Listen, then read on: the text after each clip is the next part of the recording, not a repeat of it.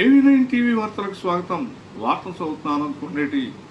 కూటమి కార్యకర్తలు కంటి చూపుతో లేపేస్తారంటూ కేంద్ర మంత్రి భూపతిరాజు శ్రీనివాస్ వర్మ వివాదాస్పద వ్యాఖ్యలు చేశారు.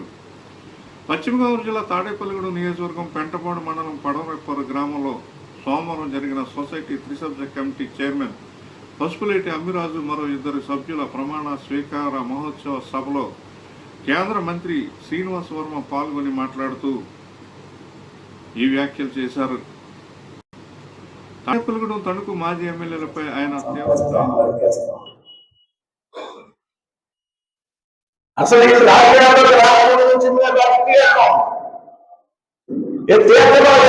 చిన్నప్పటి నుంచి రాజకీయాల్లో నేను సీనియర్స్,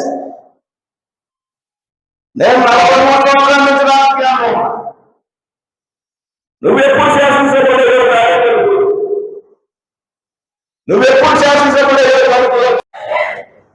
ఒక 5 లక్షల రూపాయలు 6 లక్షల రూపాయలు ఒక సింగిల్ బెడ్రూమ్తో ఇల్లు కట్టుకోవాలి, ఒక రేట్ షీట్ వేసుకోవాలంటే ఇక్కడ కే ట్యాక్స్ అమలు చేయబడింది. నేను అప్పుడే చెప్పా, ఈ చిల్లర కొట్టు దుకాణం మనకొద్దు, కష్టపడి పనిచేసేటువంటి నాయకుల్ని ఎన్నుకోవాలి. మనం రాష్ట్ర అభివృద్ధి కోసం నిరంతరం తప్పిస్తుంటే బొలిశెట్టి శ్రీనివాస్ గారు నిరంతరం నన్ను రోజు పొద్దున ఫోన్ రాత్రి ఆయన ఎలా మాట్లాడతారో తెలుసు, కానీ మామూలుగా మాట్లాడితే దెబ్బలాడినట్టు. అవునా? మామూలుగా మాట్లాడితే దెబ్బలాడినట్టు ఉంటుంది. ఇంక దెబ్బలాడితే ఎలా ఉంటుంది అనేది చూడండి. బుర్రంచుకుని కూర్చుంటున్నాడు, ఏం తెలియదు. రోజు నేను ఢిల్లీలో ఉన్నా, ఎక్కడున్నా. ఈ విధంగా పెద్ద ఎత్తున మనం తాపత్రయపడుతుంటే, కష్టపడి పనిచేస్తుంటే, ఈ మధ్యకాలంలో కొంతమంది తీసేస్తానంటే నరికేస్తానంటే చూస్తున్నటువంటి డబ్బుతో కోరిన కార్యకర్తలు కావాలనేటువంటి విషయాన్ని నీకేం చేయడానికి తీసేయడానికి ఖర్చులు కట్టాలి కావు.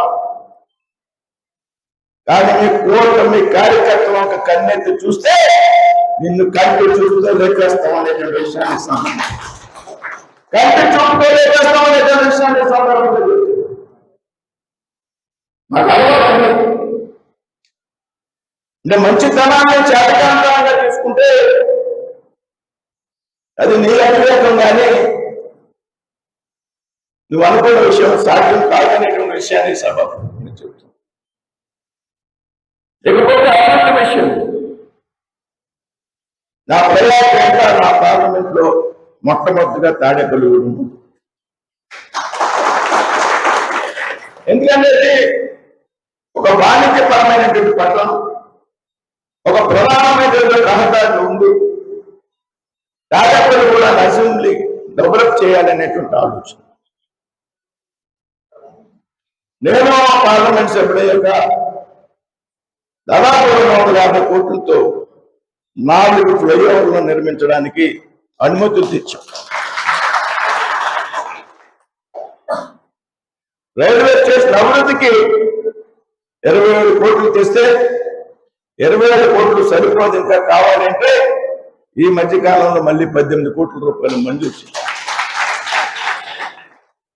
రైల్వే పూర్షేటు రైలు రోడ్డు నిర్మాణానికి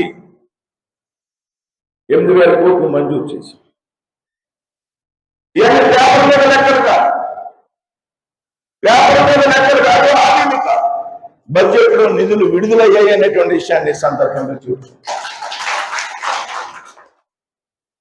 అదేవిధంగా దేవాలయం నుంచి తాడేపల్లిగూడెం రోడ్డుని ఏ విధంగా అభివృద్ధి చేయాలనేటువంటి ఒక 100 కోట్ల రూపాయలు మంజూరయ్యాయి. అలా కాదు, వేరే రకంగా ఇంకేనా నిర్మించాలనేటువంటి ఆలోచన.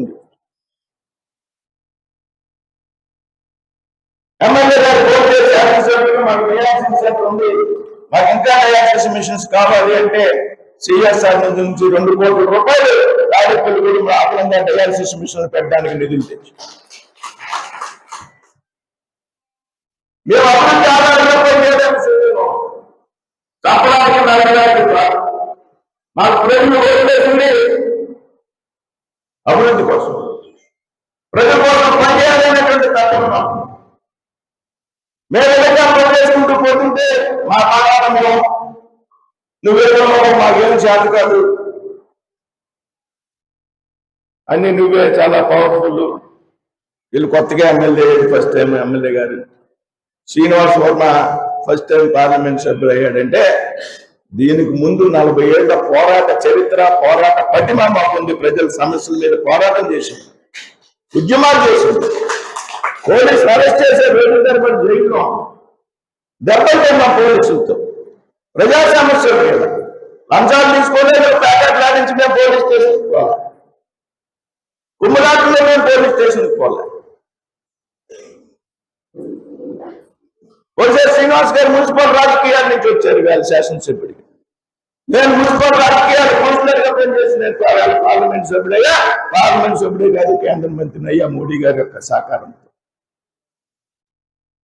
మాకు ఫీల్డ్ లో అనుభవం ఉంది, ఫీల్డ్ లో ఎక్స్పీరియన్స్ ఉంది, ఫీల్డ్ లో ప్రజల యొక్క కష్ట సుఖాలు ఏంటో మనకు తెలుసు. నీకు ఇలా ఏసీ గేలు పెరగలేదు, అర్థమైన వ్యాపారాలు చేసి డబ్బులు సంపాదించలేదు. కాబట్టి సభాపూర్వకంగా చెప్తాం, పిచ్చి పిచ్చి ప్రేరణలు మానండి. ప్రజాప్రతినిధులు చేసేటువంటి అభివృద్ధి కార్యక్రమాల్లో పాల్పంచుకోండి. మళ్ళీ ఎలక్షన్ వచ్చినప్పుడు ప్రజలు తీర్పు ఇచ్చినప్పుడు అప్పుడు సంగతి అప్పుడు చూద్దాం.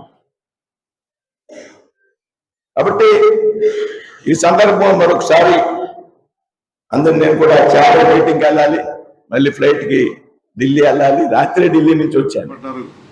మీరు రాజకీయాల్లోకి ఎప్పుడు వచ్చారు, ఎప్పుడు ఎమ్మెల్యేలు అయ్యారు? మేము 43 సంవత్సరాలుగా రాజకీయాల్లోనే ఉన్నాం, మంచితనాన్ని చేతకానితనంగా తీసుకోవద్దు అంటూ హెచ్చరించారు.